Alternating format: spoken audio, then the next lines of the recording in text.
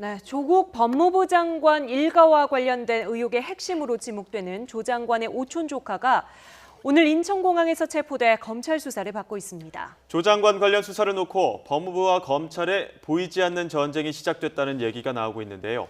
여야는 이번 체포에 대해 엄정한 수사를 한 목소리로 촉구하면서 시각차를 보이고 있습니다. 이상일 행정대학원 교수 그리고 김홍국 교수와 함께 말씀 나눠보도록 하겠습니다. 어서 오십시오. 네, 안녕하십니까. 네. 자, 조국 장관의 오촌 조카는 이 일가의 관련 의혹이 불거지고 나서 출국을 했었는데 오늘 오전에 인천공항에서 체포가 됐다고요. 그렇죠. 한 달여 동안 도피 행각이 있었는데요. 주로 베트남, 필리핀을 외유하고 있다. 이런 얘기들이 나왔었는데요. 네. 최종 아직 검찰에서 확인은 하지 않고 있습니다. 그동안에 여러 가지 논란이 있었고요. 특히 오촌 조카가 관련되는 이 사모펀드에 대해서 투자의 책임부터 모든 투자를 받았고 그다음에 진행하는 그런 역할들을 했고요. 특히 그동안에 뭐 주식시장이라든가 펀드 시장 뭐 이런 쪽에서는 아주 실력 있는 사람으로 인정을 받아왔던 것으로 보입니다. 뭐 펀드 관련 책도 뭐 2권을 냈고요. 네. 그렇기 때문에 이 관련된 사정들을 전반적으로 과연 조국 장관이나 또는 부인 정 교수가 어느 정도 여기에 관련이 돼 있는 건지 알았던 건지 아니면 이 조카가 직접 모든 것을 다 관장했던 것인지 이런 전반적인 것들을 검찰이 조사하고 있고 이전에 영장이 기각됐던 분들도 다시 한번 소환해서 조사를 하고 있기 때문에 네. 이 오촌 조카에 대한 검찰 조사가 상당히 중요한 이 분기점이 될 것으로 보입니다. 네, 보통 수사선상에 있는 인물이 입국을 할 때는 검찰이 관계기관에 좀 협조를 요청하고 이런 과정이 있는데 이번에는 이 체포 과정에 대해서 검찰이 굉장히 말을 아끼는 모습이에요. 그렇습니다. 오늘 새벽 귀국할 때 소위 이제 공항에 좀 미리 알려서 협조를 검찰이 구할 수 있었는데 그런 거 없이 미리 영장을 발부받아서 전격 체포를 한 거죠. 네. 그만큼 그런 생각을 합니다. 왜냐하면 미리 알리면 또 정보가 나갈 수도 있고 하니까 어떤 기밀을 유지하기 위해서 그랬을 수 있다고 보고요. 일단 오촌 조카가 이 조국 소위 가족 펀드로 이름되는 이 코링크 PE 의 핵심이기 때문에 또 실소유 의혹을 갖고 있기 때문에 이 사람을 제대로 수사를 해야 전모를 알 수 있겠다. 이제 이런 맥락이고 이미 관련된 사람들 검찰이 조사를 해서 구속영장을 신청했는데 법원이 그 사람들에 대한 구속영장을 기각할 때 한 이야기가 뭐냐면 범죄는 소명이 되는데 이 사람들이 주범이 아니고 종범인 것 같다. 그렇기 때문에 이미 범죄 사실에 대해서 많은 이야기를 했고 인정을 했기 때문에 불구속 수사해도 무방하겠다라는 게 검찰의 판단이고 법원의 판단이었고요. 그래서 결국은 조국 장관의 오촌 조카 이 사람을 주범으로 생각하는 것 같죠. 그러니까 이 사람을 지금 수사를 제대로 해서 코링크 PE 운영과 코링크 PE가 소위 조국 가족에게 부인과 또 부인의 동생 그래서 14억 원을 투자받은 거 아닙니까? 이 투자받은 걸 어떻게 운영했고 투자 대상과 관련해서 조국 장관의 부인인 정경심 씨가 과연 한국투자증권의 그 김모 씨가 증언한 대로 투자 대상에 대해서도 문의를 했다는 만약에 이런 것들이 확인이 된다면 조국 장관의 부인은 소위 말해서 이 사모펀드 원래 원칙에 어긋나는 거죠. 그러니까 운영에도 개입을 만약에 했다면 그거는 자본시장법에 위배가 되기 때문에 굉장히 다른 범죄 혐의와 함께 상당히 중대한 처벌을 할 수 있는 상황이에요. 물론 이제 오촌 조카의 진술을 제대로 듣고요. 관계자 진술과 대조를 또 해야 되겠고 아마 많은 수사 자료는 확보를 했다고 봅니다. 그러니까 조국 오촌 조카가 문자를 주고받았을 수 있고 이메일을 썼을 수도 있고요. 뭐 이런 것들을 통해서 여러 가지 걸 확인해야 되는데 시간은 좀 걸리라고 봅니다. 네, 어느 정도 수사가 진행된 상황에서 지금 오촌 조카의 진술 그리고 오촌 조카가 수사 진행에 어떤 핵심 키로 또 작용할 수 있기 때문에 신병 확보가 더욱 중요했다 이런 말씀해 주셨는데 또 조국 장관이 기자간담회 당시에 오촌 조카와 관련된 발언을 했습니다. 직접 한번 들어보시고 또 이야기 나눠보도록 하겠습니다. 집안의 장손이니까 어디 물어볼까요? 물어보니까 여기 괜찮다 그러고 그다음에 다른 원래 거래하던 펀드 매니저한테 물어봤더니 거기도 나쁘지 않은 것 같아 해서 맡겼던 것입니다.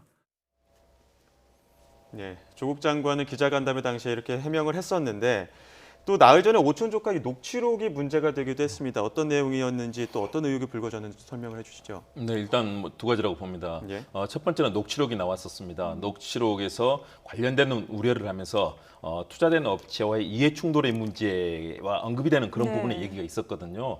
다시 말해서 관련돼서 이 코링크에서 투자된 업체가 있습니다. 웰센시티라고요. 그리고 또 관련되는 펀드들이 있습니다. 예. 여기에서 2차 전지 사업에 투자를 하게 되는데요. 2차 전지 사업이 문재인 정부의 핵심적인 그런 제4차 산업혁명 시대 에너지 관련 정책의 중요한 접점이었었기 네. 때문에 이 부분이 혹시 민정수석을 맡고 있고 중요한 공직을 맡고 있는 그런 조국 수석과 관계가 있는 것 아니냐. 물론 펀드 업계나 주식시장에서는 그렇게 얘기합니다. 이미 뭐 2차 전지 산업 관련해서는 문재인 정부 출범 때부터 제4차 산업혁명의 핵심적인 그런 운용을 할 거라는 것들은 이미 뭐 주식시장에서는 이미 알려진 사안이었기 때문에 네. 과연 여기에 영향력이 있었을 것인가 이런 점들에 대해서 조카는 이 국제 통화를 통해서 상당히 우려를 한 것으로 보이고요. 그렇기 때문에 중요한 것은 역시 오촌 조카가 과연 어느 정도 이 사안에 대해서 정확한 진술을 해주느냐.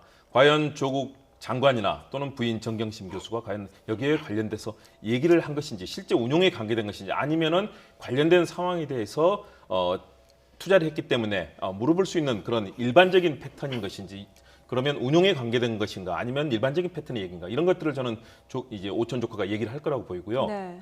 그 투자에 대해서 왜 이렇게 말 바꾸기로 의심될 수 있는 분명히 녹취록을 본다면 말 바꾸기로 혹시라도 의심할 수 있는 그런 정황도 엿보이거든요. 이걸 의심의 차원으로 본다면 이 부분에 대해서 검찰이 아주 집요하게 아마 추궁을 할 걸로 보입니다. 네. 과연 그 당시에 그런 이해 충돌의 이 가능성이 있었던 것인지도 봐야 되고요. 그리고 이 투자에 관련해서 조국 장관과 또 부인 이 부부가 과연 여기에 대해서 어느 정도 관여가 돼 있는 건지를 확인할 것이기 때문에 오촌 조카의 진술 그리고 이미 이제 영장이 기각됐던 분들도 다시 한번 오촌 조카와의 이런 여러 가지 다시 한번 이 증언들을 확인하기 위해서 검찰이 또 소환했지 않습니까? 네. 저는 이런 다양한 증거들 그리고 그동안 뭐 무수한 압수수색이 있었기 때문에 여기서 확보된 자료 등을 통해서 검찰이 결론을 내리기 위해서 아주 발빠르게 움직이고 있다 이렇게 판단이 됩니다. 네, 교수님 말씀하신 것처럼 지금 오늘 검찰이 구속영장이 기각됐던 사모펀드 관계자들 다시 불러서 조사를 하고 있는데 어떤 부분에 대해서 좀 보완 수사가 이루어질지 그리고 이제 오늘 귀국해서 이제 체포된 이 관계자와는 또 어떤 식의 대질 조사 같은 게 이루어질 가능성도 있습니까? 대질 가능성은 있어 보이고요. 지금 뭐 언론들 취재도 많이 했는데 그에 따르면 조국의 오촌 조카가 필리핀에 있으면서 전화로 코링크의 전 대표에게 나의 이름이 나오는 기록들은 전부 삭제하라. 네. 이제 이런 것들도 있었고, 그러니까 이제 증거 인멸을 교사한 거죠. 그래서 지금 이분에 대해서는 횡령과 증거 인멸 교사 혐의가 일단 적용이 되는 것 네. 같고요. 녹취록에서 이미 많은 분들이 우리 국민들이 보도를 통해서 아시겠지만 조국의 오촌 조카가 그 코링크에서 투자한 그러니까 조국 가족 펀드에서 투자한 거예요. 14억 중에 13억 8천이 투자가 됐는데 네. 웰스 CNT 거기 대표하고 통화한 내용이죠. 거기 통화한 내용이 이제 앞부분이 우리 김 교수님 말씀하신 대로 네. 그 2차 전지 배터리 문제죠. 배터리에 투자한 이 문제. 그래서 그 익성이라는 회사가 있는데 네. 그 익성의 자회사가 IFM이라고 있습니다. 그 IFM에 웰스 CNT가 13억 원을 투자를 합니다. 그건 2차 전지 사업에 투자를 한 거예요. 그러니까 이게 조국 펀드가 그대로 돈이 예. 그리 이동된 셈이란 말이죠. 그런데 이 익성이란 이름이 나오면 다 죽는다. 왜냐? 그 익성의 자회사는 IFM이기 때문에 네. 배터리 관련이란 말이에요. 그래서 정부의 배터리 정책에 맞물려 간다. 그러면 이해 충돌의 문제가 나온다. 네. 조국 장관이 당시 민정수석으로 있었기 때문에 그 다음에 이제 이런 말을 해요. 내부 정보를 우리가 획득해서 배터리 정책에 우리가 투자한 것처럼 비치면 빼도 박도 못한다. 이런 네. 말까지 나와요. 그러니까 이 녹취록에 나오는 말대로라면 조국 오촌 조카가 굉장히 급박한 상황에서 그런 이야기를 했을 수가 있는데 그렇다면 충분한 의심을 할 수가 있죠. 그러니까 검찰은 이 대목에 있어서 네. 오촌 조카의 그 녹취록을 가지고 아마 많은 추궁을 할 겁니다. 그 다음에 이제 웰스 CNT 대표도 영장은 기각됐지만 오늘 지금 소환됐단 네. 말이에요. 이 문제와 관련해서 물어볼 수 있죠. 그다음 코링크 피의 지금 이상훈 대표도 오늘 소환됐는데 아마 코링크피의 실제 소유주가 조국 장관의 오촌 조카 아니냐 네. 이제 이 문제를 이야기할 것 같고요. 또 하나의 문제는 건 녹취록에 나오는데, 그러니까 소위 말해서 이해 충돌의 문제, 배터리 정책의 문제, 이제 이와 관련된 거고, 또 하나는 우회 상장의 문제가 있습니다. 그러니까 조국 펀드가 들어간 웰스 C&T는 비상장 회사입니다. 근데 상장 회사, 코스닥 상장 회사인 WFM과 합병을 해서 이 우회 상장하는 셈이죠. 그래서 이 회사, 웰스 C&T 회사의 가치를 올리려는 거죠. 네. 그게 만약 올라가면 투자한 사람은 자연히 많은 이득을 보게 된단 말이에요. 네. 그래서 지금 웰스 C&T의 최대 주주는 조국 장관의 부인과 처남이에요. 예. 31%를 갖고 있단 말이에요. 그러면 웰스 C&T가 2017년 8월에 전환사채를 발행하는데 원래 주식 액면가가 500원이었습니다. 그런데 40배가 넘는 2만 원의 전환사채를 발행합니다. 그래서 이 회사의 가치를 계속 부풀리기를 네. 하고 있는 거예요. 그런데 WFM과 합병을 해서 만약에 그 시도가 성공한다면 훨씬 값어치가 올라가면 그 투자한 입장에서 최대 주주는 자연히 큰 이득을 보게 된다는 거죠. 이런 그 시도 내용이 녹취록에 있기 때문에 이런 것들을 다 아마 검찰은 확인하려고 네. 할 겁니다. 네. 예. 이런 오늘 오촌 조카가 기육과 함께 또 검찰 체포가 되자 또 여야 정치권도 반응이 나왔는데 조금 시각차가 있습니다. 이런 시각차에 대해서 어떻게 보셨습니까? 그동안에 이 사안을 보는 시각 자체가 완전히 다르지 않았습니까? 네. 야당의 입장, 자유한국당은 그동안에 그런 얘기를 오늘 뭐 나온 얘기 일단 한번 보시죠. 예. 민주당에서는 자진 귀국한 조 씨에 대해서 철저한 조사하고 진실을 밝혀달라는 얘기를 하지 않습니까? 자유한국당에서는 말 맞추기가 진행이 됐기 때문에 들어왔을 것이다. 굉장히 비판적인 시각으로 보지 않습니까? 야당의 입장에서는 비판적으로 볼 수는 있습니다. 대신에 자유한국당은 그동안에 사실은 이미 이 사안이 청문회도 진행되기 전부터 조국 장관을 범법자라고 네. 규정을 하고 모든 사안을 접근했습니다. 아마 지금 진행되는 것도 사실은 검찰 수사라든가 이런 부분을 제대로 신뢰하기 어렵다라는 입장 아니겠습니까? 그래서 이미 특검이라든가 국정조사 또 뭐 해임 장관 해임안까지 내놓겠다. 네. 뭐 이런 여러 가지 얘기를 하지 않습니까? 굉장히 비판적인 시각이고요. 또 여당의 입장에서는 조국 장관에 대해서 그동안 많은 이런 논란들이 나왔지만 실제적으로 밝혀진 것들은 아직까지 없다. 다시 말해서 딸의 뭐 논문 문제, 장학금 문제 이와 관련해서 범법이라든가 이 부분은 아직까지 밝혀진 건 없고요. 조국 장관이 공정성 문제에 대해서 청년들에게 사과를 하는 그런 상황이고요.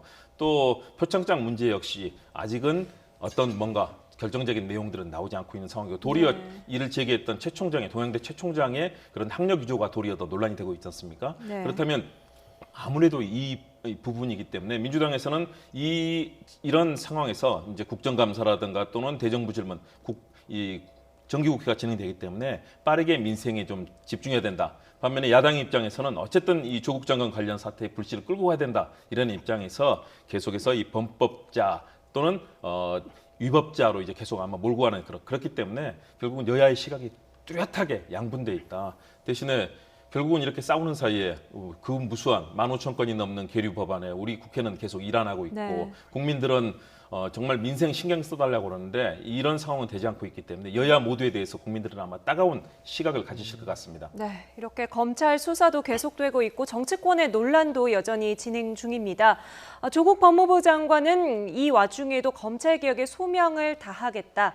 이렇게 취임 당일부터 밝히고 계속해서 관련 행보를 이어가고 있는데요. 오늘은 고 김홍영 검사의 묘소를 찾았습니다.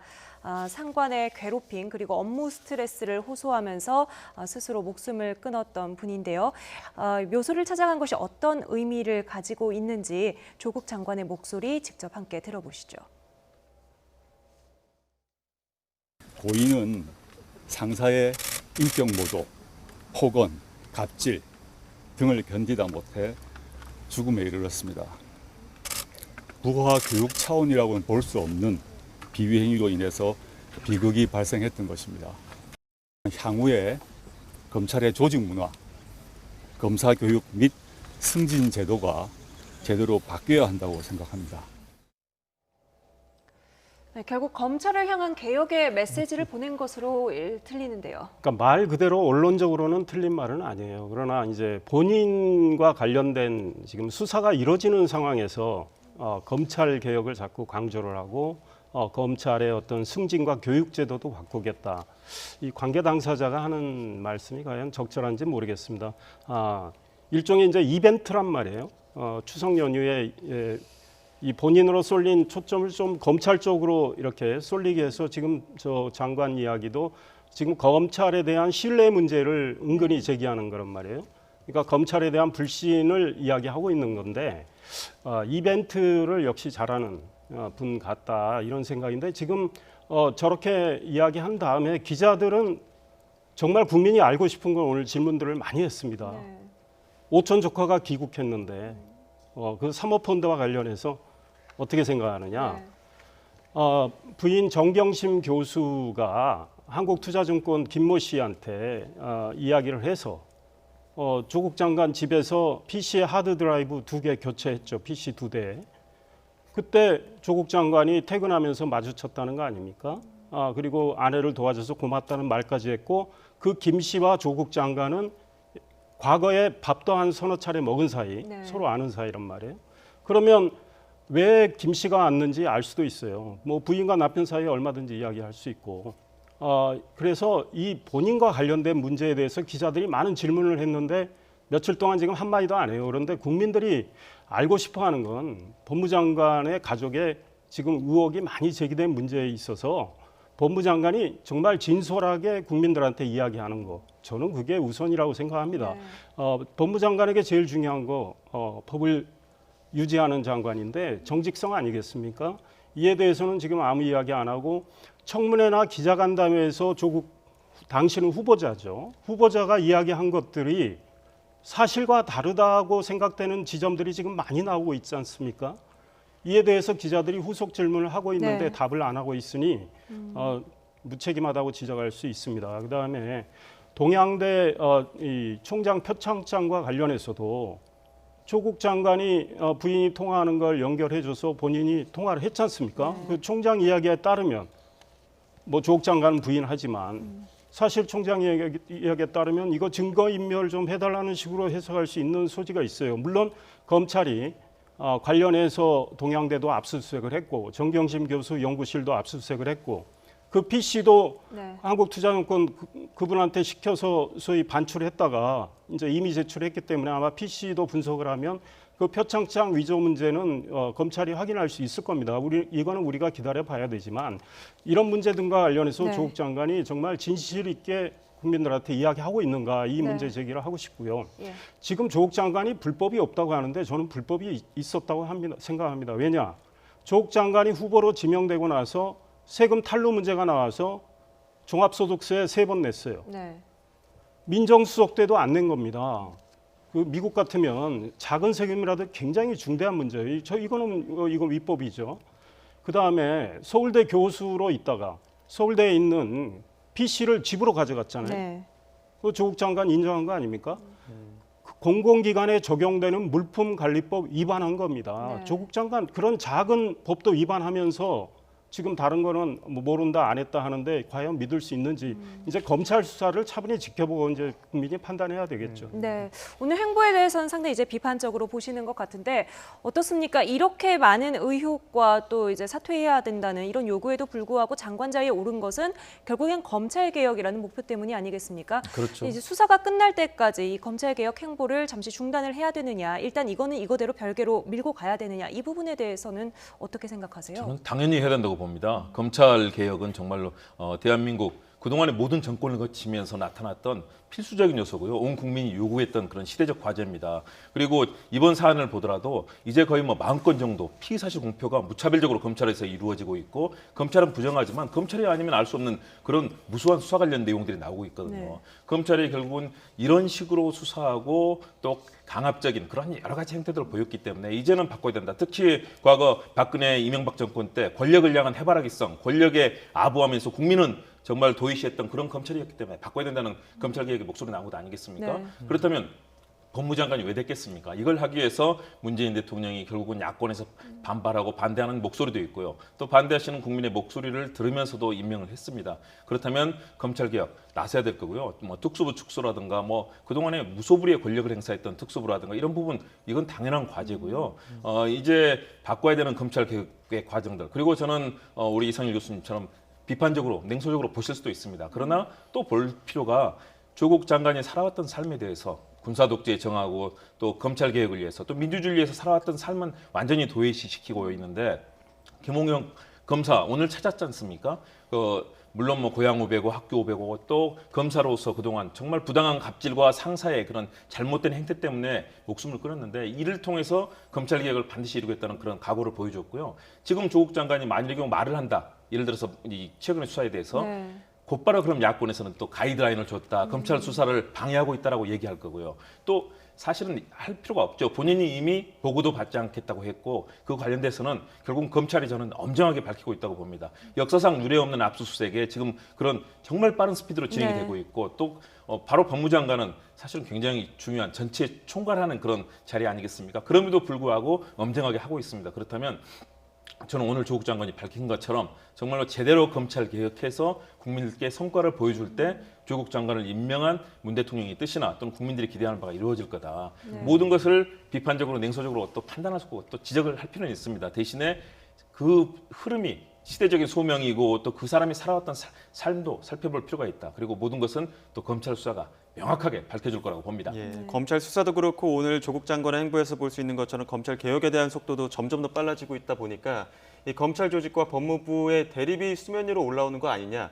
이런 이야기도 있고요. 또 일각에서는 총성 없는 전쟁이 시작됐다 이런 분석도 있는데 여기에 대해서 어떻게 보십니까? 그러니까 저는 검찰이 지금 조국 장관과 관련한 수사를 하고 있는데 그건 법무부가 알고할 이유가 없다. 그건 검찰이 맡기면 되고요. 지금 검찰총장을 어떻게 임명했습니까? 지금 대통령과 여당이 가장 훌륭한 총장감이라고 해서 소위 청문보고서 야당이 채택 안 했는데 네. 소위 대통령이 임명을 강행해서 총장을 시킨 거예요. 네.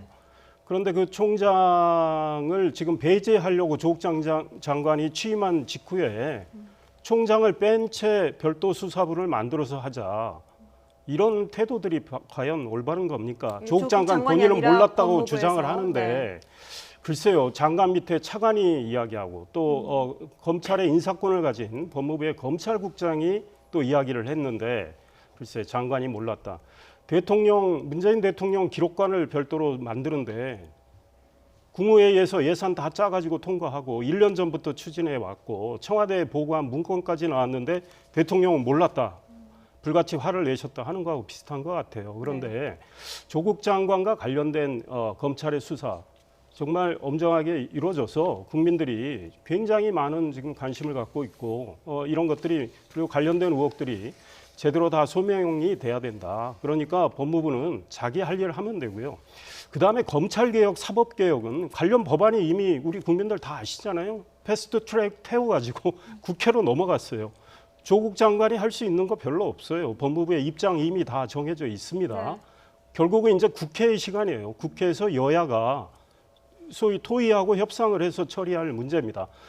장관이 할 수 있는 건 검찰에 대한 인사권을 행사하는 건데 지금 시점에서 인사권을 행사한다면 검찰 지금 평검사까지 지금 연판장 돌리겠다 하는 상황이기 때문에 조국 장관은 이럴 때일수록 검찰은 수사하도록 내버려두고 다른 일을 주력하는 게 좋겠다 이런 생각이고요. 네. 본인이 지금 글과 말로는 주옥 같은 말씀 많이 해놨어요. 그런데 우리 국민들이 분노하고 청년들이 실망하고 대학가에서 촛불 들자 하는 이야기가 왜 나옵니까? 본인이 살아온 삶이 본인이 이야기했던 거하고 다르기 때문에 너무 이중적이기 때문에 그런 거 아니겠습니까? 네. 조국 장관 그와 관련해서 많은 사과를 했는데 진정 참여했는지는 모르겠습니다. 네. 검찰이 수사로 밝혀낼 부분은 이제 검찰에 맡겨두도록 하고 말씀하신 국회의 시간 정치권으로 좀 가보죠. 조국 장관 임명 후폭풍은 계속해서 정치권에 이어지고 있고요. 추석 밥상 민심이라고 하죠. 이 연휴 동안 포스트 조국 정국에서 주도권을 차지하기 위한 여야의 움직임도 분주합니다. 영상 이어서 보시겠습니다. 경제 활력 제고와 양질의 일자리 창출 등 국민의 삶을 챙기는 데 더욱 매진하도록 하겠습니다. 자기 자식은 황제처럼 교육을 시키고 다른 사람들에게는 어려움과 고통과 다른 청년들에게는 눈물을 안겼습니다.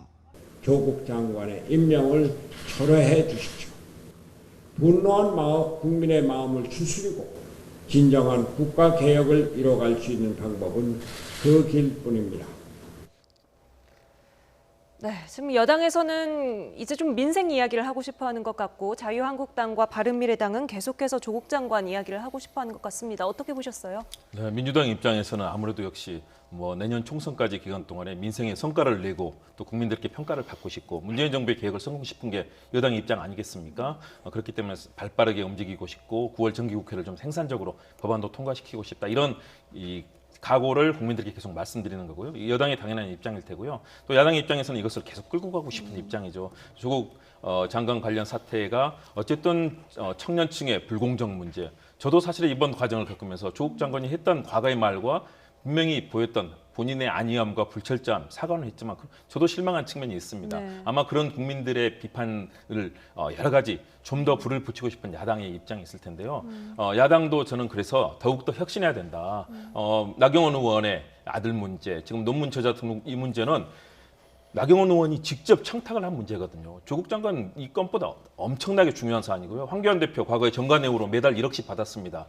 그리고 그동안 했던 여러 가지 탈루라든가 이런 문제들 네. 다 있는 분들 아니겠습니까? 저는 스스로도 돌아보고 스스로 개혁하고 혁신부터 먼저 해야 된다. 네. 대신에 이런 문제점을 제기하면서 국민들께 신뢰를 받도록 좋은 정책의 대안도 내고 이번 인사청문회 있었지 않습니까? 네. 인사청문회 때 아무런 성과도 내지 못했는데 청문회를 그럼 어떻게 개선할 것인가 대안도 좀 내고요. 네. 앞으로 정기국회 때 그동안에 자유한국당이 거의 매달 한 달에 한 번씩 장애 집회 나가고 국회 보이콧하는 바람에 지금 15,600건 정도 네. 엄청난 지금 법안이 쌓여 있지 않습니까? 그러면 어떻게 우리가 정말 이 법안을 주도적으로 통과시키겠다 이런 것들을 해야만 여당도 야당도 국민들에게 박수를 받을 텐데 이 사안만 가지고 끌고 간다면 국민들의 저는 비판도 클 거라고 봅니다. 여당 야당 내년 총선까지 겨냥한 여러 가지 전략을 펼 텐데 대신에 그 눈높이는 국민과 우리 국가의 미래에 둬야 된다. 이렇게 여당 야당 싸움만 하다가 네. 대한민국 미래가 암담해지지 않을까 많은 분들이 걱정하고 저도 오늘도 많은 분들한테 그런 얘기를 들었습니다. 좀 네. 여야가 제대로 좀 합의도 하고 마쿠에서라도 좀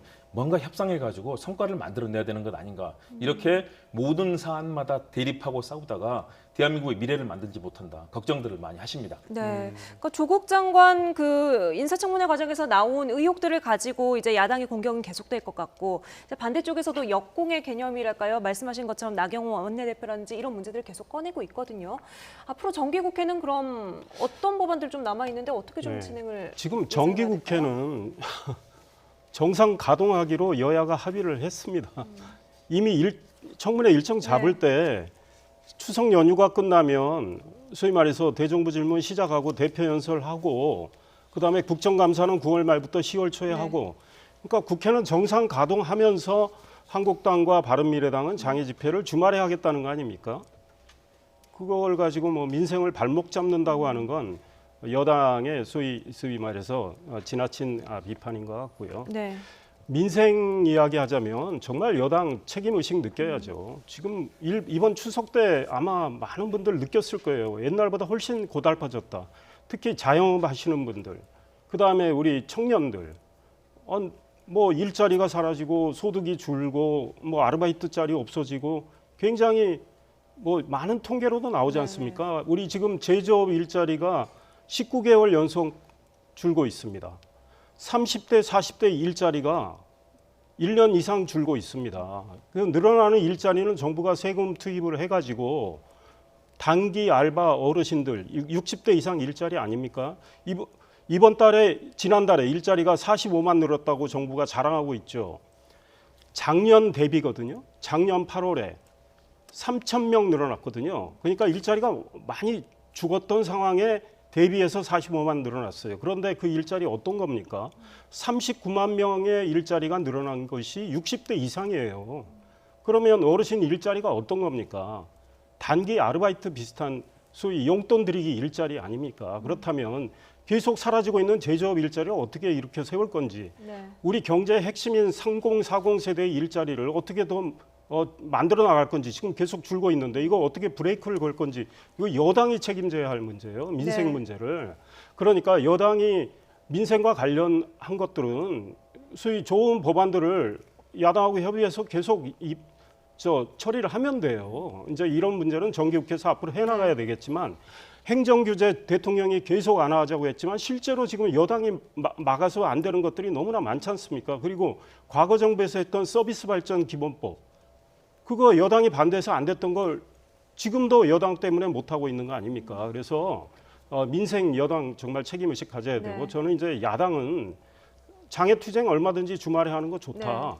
그 대신 또 원내에서 열심히 의정활동을 지금 야당도 병행을 네. 해줘야 되겠다. 한 말씀만 더 드리면 조국 장관 딸의 단국대 의대 논문 제1저자 등록과 관련해서 그 논문은 SCI 2급입니다. 그러니까 최정상급 논문이에요. 그 논문 영어로 된 논문을 교수가 이제 올려준 거 아닙니까? 그런데 사실 자격 없다고 해서 이제 논문 철회가 됐지 않습니까? 그 시작이 어떻게 된 겁니까? 그 단국대 장영표 교수에 따르면 조국 장관 부인이 자기 부인한테 전화해서 시작된 거예요. 그다음에 나경원 원내대표의 아들의 문제는 나경원 원내대표가 친분 있는 서울대 교수한테 실험실 쓰게 해달라고 부탁한 건 사실인데 이건 논문이 아니에요. 이건 포스터에 한 장짜리 한 거고 본인이 실험하고 본인이 영어로 다 쓴 거 아닙니까? 그러니까 이건 정확히 구분이 돼야 된다. 그러니까 사안의 경중을 정확히 따져봐야 된다. 이런 말씀 드리고 싶어요. 예.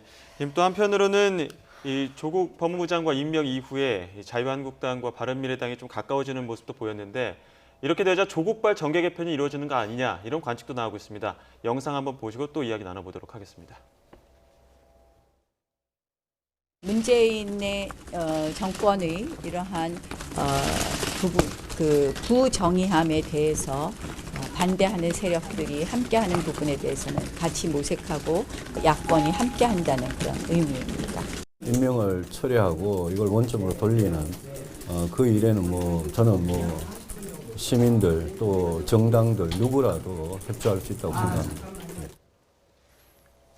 네, 보건고 씨처럼 이 공조 가능성에 대해서 어느 정도 가능성을 열어둔 것 같은데 보수 야권의 통합에 대해서는 어떻게 분석하십니까? 지금 당장은 쉽지 않을 겁니다. 왜냐하면 역시 야권의 보수 정당의 지금 핵심은 아무래도 덩치가 큰 자유한국당 중심 아니겠습니까? 거기에 대해서 자유한국당이 움직이는 방향들을 본다면 아무래도 박근혜 전 대통령과 관련된 친박 진영의 흐름들 또 옥중에 있는 박 전 대통령 그리고 관련된 세력들과 이 영향권 아래 황교안 대표가 아직 놓여 있는 거죠. 그리고 자유한국당의 현재 흐름들이 사실은 국민적인 어떤 공감대를 많이 이끌어내는 그런 활동이 아니지 않습니까? 결국은 유승민 의원을 비롯해서 바른미래당에 가 있는 과거에 자유한국당, 과거에 새누리당, 한나라당에 같이 했었던 이런 의원들이 합류하기는 지금은 쉽지 않아 보입니다. 그러나 전반적으로 조국 장관 국면 이런 여러 가지 사태를 겪으면서 아무래도 서로 간의 공감대를 넓혀나가는 측면이 있습니다. 저는 그렇다면 바른미래당 내부의 여러 가지 갈등 상황들 그리고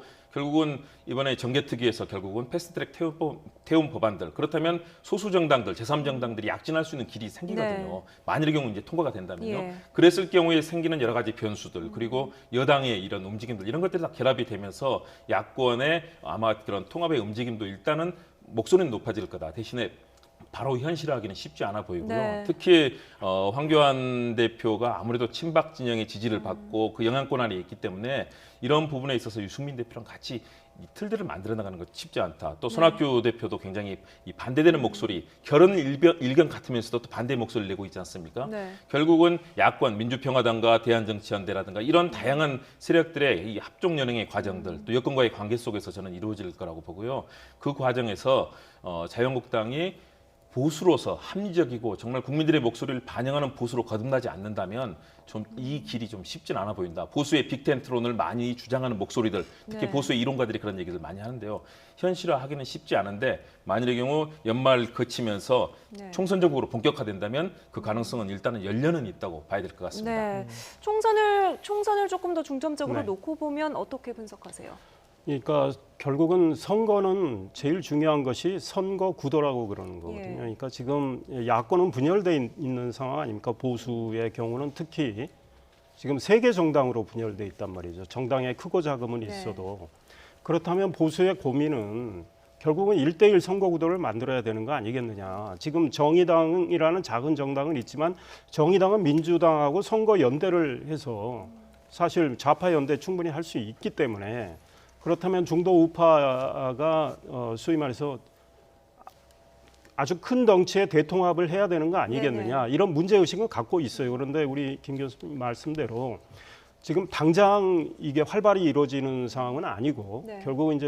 결국 총선이 임박할수록 그 소위 동력이 생기고 조급함도 네. 생긴단 말이죠. 그러니까 선거법이 어떻게 처리되는 것도 큰 영향을 줄 테고 하니까 기다려 볼 수밖에 없지만 조국 장관 임명 강행으로 인해서 일단 대면했던 한국당과 바른미래당은 연대의 고리가 어느 정도 생겼어요. 네. 지금 부산의 경우는 한국당 소위 부산시당하고 예. 바른미래당 부산시당이 연대에서 지금 집회를 하기로 했단 말이죠. 이렇기 때문에 이제 이런 연대의 접점이 조금씩 생기는 거죠. 그리고 유승민 의원의 경우도 과거의 경우와 말이 조금 좀 달라진 측면이 네네. 있는 게 지금 한국당이 이렇게 변하지 않는 상황에서 어떻게 연대를 뭐 통합을 하고 연대를 네. 하느냐 이랬는데 일단 이 정권과의 투쟁을 위해서 힘을 모으겠다는 취지로 이야기를 했기 때문에 조금 접점은 좀 생겼는데 중요한 것은 제일 큰 당인 한국당이 길을 열어줘야 돼요. 근데 한국당이 그 길을 열려면 한국당이 많이 쇄신하고 변화하는 모습을 보여줘야 돼요. 네. 그래야 같이 합류할 명분이 생기고 또 신진들도 힘을 모을 명분이 생기는데 한국당이 지난번에 황 대표가 친박 중심의 당직을 조금 변화를 줬습니다. 그러나 그거 가지고 지금 통합의 흡인력이 생기는 상황은 아니고 앞으로 이제 시간이 지나가면서 많은 고민을 하면서 하나하나 어떤 조치를 취하겠죠. 그걸 지켜봐야 되겠죠. 하나만 더 여쭤보죠. 오늘 이제 나경원 원내대표를 향해서 당 내부에서는 원내대표직을 내려놔라, 내부 총질하지 말아라 이렇게 내부에서 갈등이 좀 노출되는 것 같기도 합니다. 네. 이 문제는 어떻게 보세요? 홍준표 전 대표 워낙 강한 메시지를 내는 분이고 투쟁성도 강한 분이고 바깥에서 그렇게 말씀하실 수는 있다고 봐요. 그러니까 지금 한국당의 원내의 이 사령탑과 이런 분들이 지난 조국 장관 후보자 청문회 때나 이럴 때 소위 이제 홍준표 전 대표가 보기엔 굉장히 미흡했다 이제 네. 이렇게 판단하기 때문에 책임 윤리를 묻는 건데요. 나경원 원내대표의 경우가 임기가 일단은 11월쯤 임기가 끝나는데 지금 정기국회가 시작된 상황이거든요. 네. 그래서 뭐 오늘 한국당의 한 의원은 지금 내부 총질할 때는 아니다. 지금 투쟁 국면이다. 사실은 그 말도 상당히 일리가 있어요. 아마 더 호응을 얻을지는 모르겠습니다. 네. 그래서 나경원 원내대표는 반응은 안 하는데 나경원 원내대표가 이제 다른 방식으로 투쟁성을 강화하는 쪽으로 대응하지 않을까 싶고 뭐 당장 뭐 사표를 내서 오히려 당에 혼선을 주는 그런 행동을 하지 않을 걸로 봅니다. 네. 네, 조국 장관 가족의 의혹과 관련한 검찰 수사에서 시작해서 보수 재편까지 짚어봤습니다. 지금까지 이상일 건국대 행정대학원 특임교수, 김홍국 경기대 겸임교수 두 분과 함께했습니다. 오늘 말씀 감사합니다.